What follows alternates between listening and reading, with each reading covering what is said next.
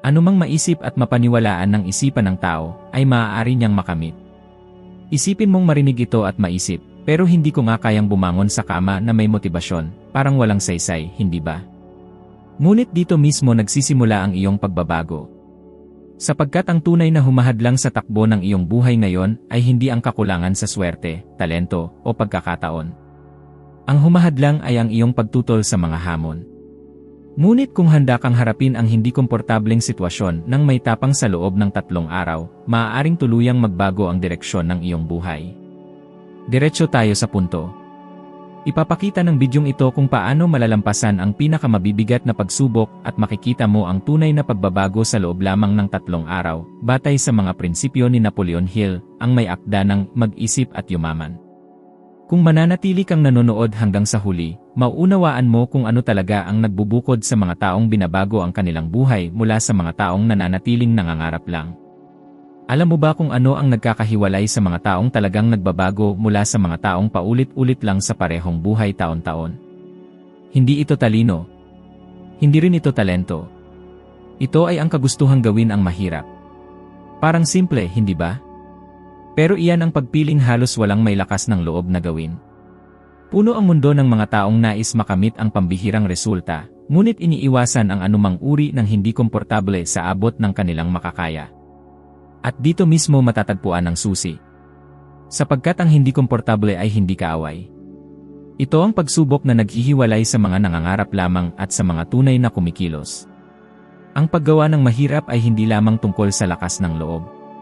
Isa itong sinadyang desisyon na lisanin ang iyong komportableng lugar, kahit pa ang buong mong katawan at isipan ay sumisigaw na manatili na lamang sa kinalalagyan mo. At sa totoo lang, ito ay nakakatakot. Nakakatakot sapagkat haharap ka sa pagtutol. Makakaramdam ka ng takot. Pagdududahan mo ang sarili mo.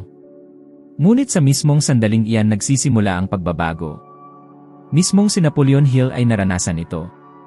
Nang alukin siya ni Andrew Carnegie na kapanayamin ang mga pinakamatagumpay na lalaki sa Estados Unidos, kinailangan niyang mamili, manatili sa ligtas at komportableng karera o yakapin ang isang napakalaking hamon na wala man lang kasiguraduhan ng kita.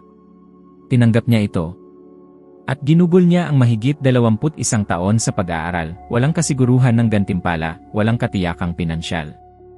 Mahirap ba ito? Lubhang mahirap. Ngunit ang desisyong iyon ang bumago sa kanyang kapalaran, at sa buhay ng milyon-milyong tao sa buong mundo na nakabasa ng kanyang aklat. Ngayon, sagutin mo ako, ilang beses mo nang tinalikuran ang isang bagay dahil lamang sa ito'y hindi komportable?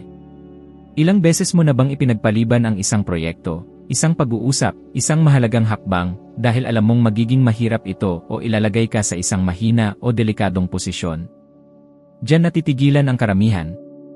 Dahil tayo ay naihulma sa paniniwalang piliin ang pinakamadaling daan. Iwasan ang sakit. Ngunit ang paniniwalang ito ang mismong pumipigil sa iyong pag-unlad. Nais mong lumago. Nais mong makakita ng tunay na pagbabago. Kung gayon, kailangang maunawaan mo ang isang bagay, ang hindi komportable ay ang halaga na kailangang bayaran para sa pag-unlad. Walang ibang daan. At kapag pinili mong gawin ang mahirap sa kabila ng takot, unti-unti mong binubuo ang isang bagong kaisipan. Isang isipan na hinubog sa disiplina, tiyaga, at kakayahang lampasan ang mga hadlang. At hindi lang ito panay inspirasyon, ito ay may siyentipikong batayan. Ipinapakita ng mga pag-aaral tungkol sa neuroplasticity na literal na nagbabago ang ating utak kapag tayo ay paulit-ulit na hinahamon. Lumilikha ito ng mga bagong koneksyon, humuhubog ng mas matalas na atensyon, mas matinding tibay ng loob, at mas mahusay na kakayahang gumawa ng desisyon sa ilalim ng presyon. Ibig sabihin, tuwing pipiliin mong harapin ang kinatatakutan mo, ikaw ay nagiging isang mas matatag na bersyon ng iyong sarili. At kung iniisip mong hindi mo ito kaya, alamin mong karamihan sa mga taong nagtagumpay sa buhay ay nagsimula rin sa parehong pakiramdam. Si Thomas Edison, halimbawa, nabigo ng higit sa 10,000 beses bago niya matagumpay na malikha ang bombilyang de kuryente. Hindi siya ligtas sa pagkadismaya, ngunit batid niya na bahagi ng proseso ang kahirapan. Ang tanong na kailangan mong itanong sa iyong sarili ay hindi kung kaya ko ba ito, kundi handa ba akong bayaran ang halaga. Dahil ang halaga ng tagumpay ay ang di kaginhawaan. At ang halaga ng pag-iwas dito ay ang pagiging karaniwan. Walang saysay ang mangarap ng isang bagong uri ng buhay kung patuloy ka namang pumipili ng mas maginhawang landas araw-araw. Walang tunay na pagbabago kung walang kirot. Ang pag-unlad ay nakasalalay sa pasya mong bumangon ng mas maaga, mag-aral kahit pagod ka na, tumanggi sa pansamantalang kasiyahan, at magpatuloy kahit walang naniniwala sa iyo. Nasa desisyon din ito na kumilos kahit natatakot ka. Kaya may hamon ako para sa iyo. Sa araw na ito lamang, gawin mo ang eksaktong bagay na matagal mo nang iniiwasan dahil sa hirap nito. Sa araw na ito lang. Harapin mo ang gawaing iyon, ang usapang iyon, ang hakbang na iyon. At pagkatapos, damhin mo kung ano ang nararamdaman mo. Dahil ang kailangan mo ngayon ay hindi dagdag na impormasyon. Ang kailangan mo ay tapang. Tapang na gawin ang mga bagay na iniiwasan ng karamihan. Tapang para maging kakaiba. Tapang para gawin ang unang hakbang patungo sa isang buhay na talagang karapat-dapat ipaglaban. Naisip mo na ba kung paanong ang kaginhawaan ay maaaring maging pinakamalaking kaaway ng iyong buhay? Parang kakaiba itong pakinggan, lalo na't ang mundo sa paligid natin ay nagtuturo na ito ang dapat nating hanapin. Nagpapakapagod tayo sa trabaho at inaasam ang katapusan ng linggo para makapagpahinga. Nangangarap tayo ng katatagan ng kasiguruhan. Pero habang hinahabol mo ang ginhawa, dumadaan naman ang buhay. At kapag nagising ka na lang lumipas na ang 5, 10, 15 taon. At doon darating ang masakit na tanong, paano ako napunta rito? Ang totoo, nililinlang ka ng kaginhawaan. Binigibigyan ka nito ng maling pakiramdam ng seguridad, habang unti-unting sinisira ang kakayahan mong lumago. Ayon kay Napoleon Hill, ang pinakamalaking hadlang sa tagumpay ay ang takot sa di kaginhawaan. Dahil sa gitna ng hindi komportableng sitwasyon mo matatagpuan ang iyong tunay na lakas, doon lumalawak ang iyong kaisipan, at doon mo natutuklasan kung ano talaga ang nilalaman mo. Ang problema ay maraming tao ang iniugnay ang di kaginhawaan sa panganib, na parabang ang paglabas sa nakasanayan ay kabiguan. Pero kabaligtaran ang totoo. Ang paglabas sa nakasanayan ay siyang tanging paraan para magtagumpay. Isipin mo ang malalaking imbensyon. Ang pag-unlad ng sangkatauhan. Wala ni isa sa mga iyon ang ipinanganak sa gitna ng kaginhawaan. Ang kuryente, mga sasakyan, mga eroplano, at mga antibiotiko, lahat ng ito ay bunga ng isang hamon. Galing ito sa isang tao na nagsawa na sa paulit-ulit at nagpasya na harapin ang hindi kilala. Alam mo kung bakit? Dahil ang tunay na pagbabago ay nananahan sa kawalang katiyakan. Habang patuloy mong hinihintay na maging handa ka, hinihintay ang tamang pagkakataon, hinihintay na mawala ang takot, paulit-ulit mong mabubuhay ang parehong siklo. At sa kaibuturan mo, alam mong nararamdaman mo na ito, hindi ba? Parehong Lunes, parehong ugali, parehong resulta. Nakakapagod. Nakakainis. Alam mo ba kung ilang tao ang nakakulong sa mga trabahong kinamumuhian nila, sa mga ugnayang walang laman, o sa mga realidad na sinasakal sila, dahil lang takot silang lumabas sa kanilang comfort zone? At ang takot na ito ay totoo. Nakakaparalisa ito. Ngunit magagawa ka lamang nitong alipinin kung papayagan mo. Ang utak ng tao, ayon sa mga pag-aaral mula sa Universidad ng Yale, ay nilikhang iwasan ang sakit at hanapin ang agarang kasiyahan. Ibig sabihin, ang isip mo mismo ang lalaban sa lahat ng pagtatangka mong magbago. Gagawa ito ng dahilan. Sisirain nito ang iyong mga plano. At kung hindi mo ito mauunawaan, ubusin mo ang buong buhay mo kakaisip na magbago, ngunit walang nararating. Ngayon, tumingin ka sa paligid mo. Ilang tao ang kilala mong may napakalaking potensyal, pero hindi gumagalaw. Yung kontento na sa karaniwang buhay dahil mas madali ito. Ngayon, maging tapat ka, baka ikaw din ay gumagawa ng parehong bagay nang hindi mo namamalayan. Isipin mo si Henry Ford, halimbawa. Pinagtawanan siya ng lipunan nang sabihin niyang gusto niyang gumawa ng sasakyang kayang bilhin ng lahat. Tinawag siyang baliw. Sinabing hindi ito gagana. Na imposible ito. Pero hindi niya hinangad ang kaginhawaan. Hinangad niya ang epekto. Hinangad niya ang pagkilos. At ngayon, mahigit isang siglo na ang lumipas, at ang pangalan niya ay patuloy na nakaukit sa mga sasakyang tumatahak sa bawat sulok ng mundo. Habang ang mga bumatikos sa kanya ay nanatiling hindi kilala, si Ford ay naging bahagi ng kasaysayan. Iyan ang uri ng tapang na kulang sa napakaraming tao sa kasalukuyan. Ang tapang na magsabing tama na. Ang lakas ng loob na bitawan ang otomatikong pamumuhay. Ang tapang na tanggapin na ang pagiging hindi komportable ay ang halaga ng pagiging malaya. At hindi ko sinasabing madali ito. Masakit. Nakakalungkot minsan. Pero alam mo ba kung ano ang mas masakit? Ang lumingon sa nakaraan at matanto na hindi mo man lang naranasan kahit isang katlo ng mga bagay na pwede mong maranasan. May mga sandali na ang sakit ng pananatiling pareho ay mas matindi kaysa sa takot na magbago. At maaaring nasa ganitong punto ka na ngayon. Maaaring pinapanood mo ang bidyong ito dahil may bahagi sa iyo na napagod na. Napagod na mamuhay ng may natutulog na kakayahan. Napagod na gumising bawat araw na walang direksyon. Napagod nang tumingin sa salamin at makita ang isang taong alam na kayang gumawa ng higit pa, ngunit wala pang ginagawang hakbang. Ngayon ang tamang oras. Ito ang araw. Hindi mo kailangang gumawa ng napakalaking hakbang. Pero kailangan mong magsimula. Kahit maliit lang. Dahil tatawagin ka pabalik ng kaginhawahan. Iaalok nito ang huwad na kapayapaan, bibigyan ka ng mga abala. Pero peke ang kapayapaang iyon. Isa yung bilangguan. At tanging ang mga taong nakalaya na ang nakakaalam ng totoo. Ang desisyong gagawin mo ngayon ay maaaring tila maliit, pero ito ang nagdadala ng bigat ng kabuuan ng iyong kinabukasan. Patuloy ka bang pipili ng madali at haharapin ang mabigat na kapalit balang araw? O sisimulan mong yakapin ang hindi komportable ngayon upang makamit ang mga gantimpalang bihira ang makakaranas? Mas malakas ka kaysa sa iniisip mo. Kailangan mo lang tigilan ang pagtakas.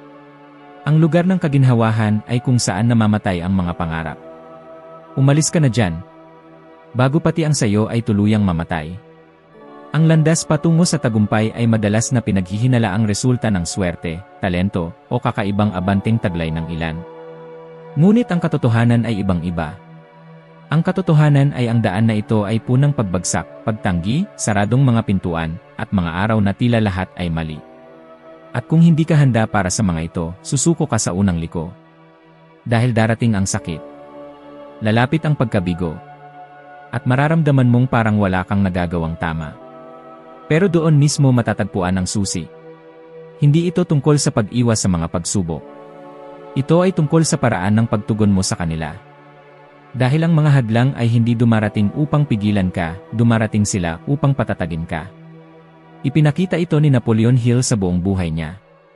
Naranasan niya ang pagkabangkarote, matitinding puna, paulit-ulit na pagtanggi sa kanyang mga aklat, at mga panahon ng labis na kakulangan. Pero hindi niya kailanman hinayaang iyon ang magtakda ng kanyang halaga. Ginawa niyang gasolina ang bawat pagbagsak.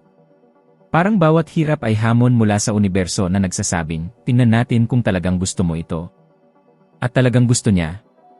Kaya't nagpursige siya sa loob ng maraming dekada hanggang sa ang kanyang mga ideya ay sumikat sa buong mundo. At dito pumapasok ang isang napakahalagang tanong, kapag pumalpak ang mga bagay sa buhay mo, tumitigil ka ba, o nagpapatuloy? Dahil ang pagpiling iyan ang nagbabago ng lahat. Karamihan sa mga tao, kapag nabigo kahit isang beses, iniisip na ito na ay ang hudyat upang huminto. Pero hindi iyon hudyat. Bahagi iyon ng proseso. Si Edison ay nabigo ng libo-libo bago pa man niya naimbento ang bombilya. Si Walt Disney ay tinanggihan ng napakaraming estudyo. Si Oprah ay natanggal sa trabaho sa telebisyon nang sabihin hindi siya bagay para sa ri. Lahat sila ay dinaanan ng kahihiyan, pagtanggi, at pagdududa. At kung itinuring nila ang mga pagbagsak na iyon bilang wakas, hindi natin makikilala ang kanilang mga pangalan ngayon. Kailangan mong maunawaan ito ngayon din, ang mga pagsubok ay hindi may iwasan. Pero ang paraan ng pagtugon mo sa mga ito ang bumubuo ng iyong kinabukasan. At para dito, may isang kasanayang hindi pwedeng mawala, ang pagiging matatag. Ito ang kakayahang magpatuloy kahit gumuho na ang lahat. Ang bumangon sa bawat pagkakadapa. Ang harapin ang sakit at magpatuloy pa rin. Walang palamuti, walang tagapanood, walang palakpakan. Isang pag-aaral mula sa American Psychological Association ang nagpatunay na ang mga taong may mataas na antas ng kakayahang bumangon mula sa hirap ay hindi lamang madaling nakakabangon mula sa mga pagsubok, kundi mas nakararanas din ng mas mataas na antas ng kasiyahan sa buhay. Hindi ibig sabihin ito na hindi sila nasasaktan.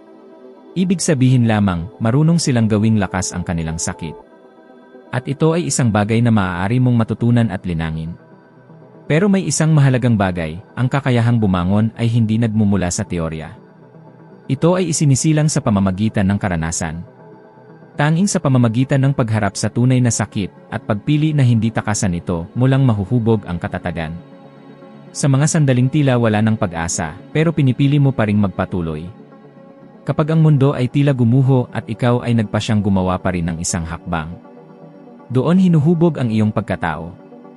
Doon tumitibay ang iyong isipan. Doon mo natututunang mas magtiwala sa iyong sarili. Madalas, mali ang pananaw ng mga tao tungkol sa tagumpay. Iniisip nila ito bilang mga sasakyan, mga bahay, katanyagan, at pagkilala. Ngunit ang tunay na tagumpay ay nagsisimula sa loob.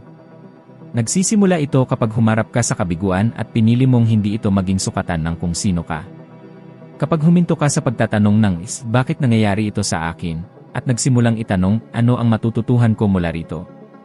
Ang ganitong pagbabago sa pananaw ang siyang bumabago ng kabiguan upang maging hagdan ng pag-angat. At bawat baitang ay lalong nagpapalapit sa iyo sa tunay mong ninanais. Dumaraan ka ba sa mga pagsubok? Napakabuti. Ibig sabihin ay sinusubukan mo. At ang sinumang sumusubok ay maaaring mabigo. Ngunit natututo rin siya. Lumalago. Umuunlad. Hindi ang pagbagsak ang problema. Ang problema ay kapag bumagsak ka at piniling manatili sa lupa. Sapagkat sa bawat pagkakataong pinipili mong bumangon, kahit na nasasaktan ka pa rin sa kalooban, ikaw ay unti-unting lumalapit sa iyong pinakamahusay na sarili. Kaya huminga ka ng malalim at harapin mo ito ng buong tapang. Dahil walang sinuman ang nakarating sa dakilang tagumpay na hindi dumaan sa apoy. Ang tanong na kailangan mong sagutin ngayon ay hindi magiging mahirap ba ito? Dahil magiging mahirap ito. Ang tanong ay, ipagpapatuloy mo pa rin ba ito kahit mahirap? Sapagkat kung ang sagot mo, walang makapipigil sa iyo. Wala talaga. Walang tunay na pagbabago na nagaganap sa buhay ng isang tao hanggat hindi niya malinaw na tinutukoy kung ano talaga ang gusto niya. Maaaring mukhang simple ito, ngunit dito kadalasang nadadapa ang karamihan. Dahil namumuhay sila sa otomatikong paraan.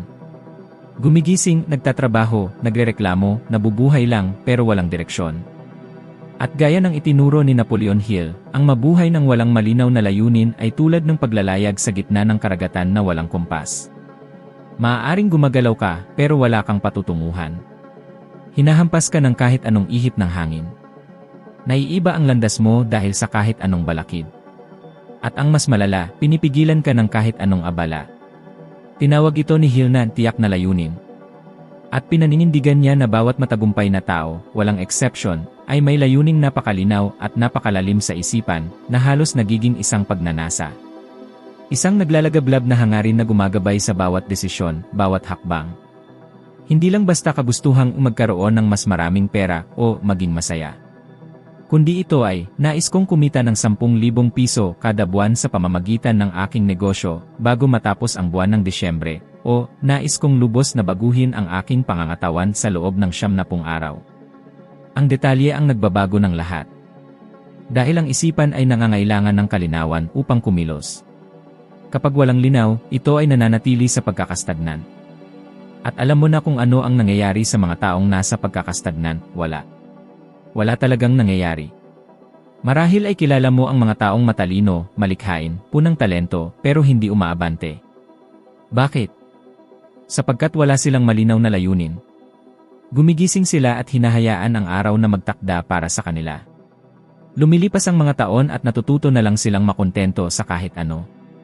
Kaya sila ay nabubuhay na punang pagkabigo, pagkabalisa, at pakiramdam na kaya pa nila ng higit. At alam mo ba ang mas masakit? Totoo nga, kaya pa nila. Ngunit kung walang direksyon, kahit ang pinakadakilang talento ay nawawala rin. Kaya isipin mo ito ng taos puso, alam mo ba talaga kung ano ang gusto mo? May malinaw ka bang layunin na nais mong makamit sa susunod na 6 na buwan? 1 taon? 5 taon? O maasa ka lang na ang mga bagay ay kusang magiging maayos? Sapagkat hindi iyon mangyayari. Kung hindi ka kikilos ngayon, ang mundo ang magpapasya para sa iyo. At karaniwan, pinipili ng mundo ang pinakamadaling landas na maaari.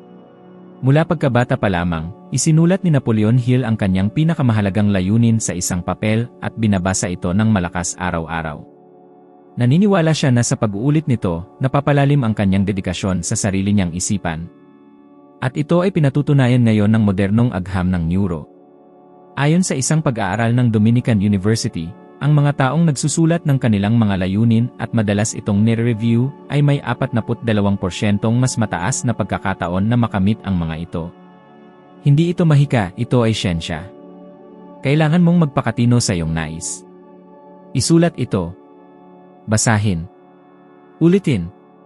Isalarawan sa isip. Hanggang maging bahagi ito ng iyong pagkatao. Ngunit hindi sapat na mangarap lamang ng malaki. Kailangan din ng aksyon. At ang aksyon ay kailangang may plano.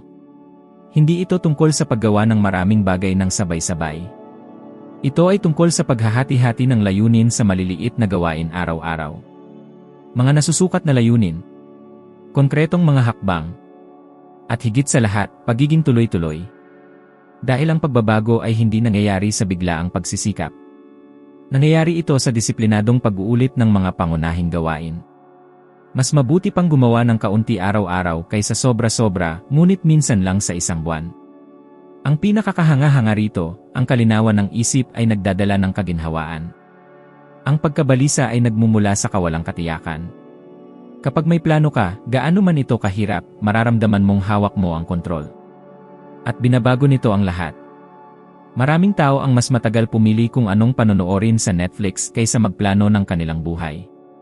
At pagkatapos ay nagtatanong kung bakit walang pagbabago. Kung hindi ka magtatakda ng patutunguhan, kahit anong daan ay papasa. At paniniwalaan mo, ang karaniwang patutunguhan ay pagkabigo. Pagsisisi. Yung pakiramdam na tinitingnan mo ang nakaraan at napagtanto na lumipas na ang mga taon, ngunit nanatili ka sa isang lugar. Kaya magdesisyon ka na ngayon. Isulat ito. Mangako sa iyong sarili. Tukuyin ang gusto mo at kung ano ang handa mong gawin para dito. At higit sa lahat, itigil ang paghihintay sa tamang pagkakataon. Dahil hindi ito kailanman darating.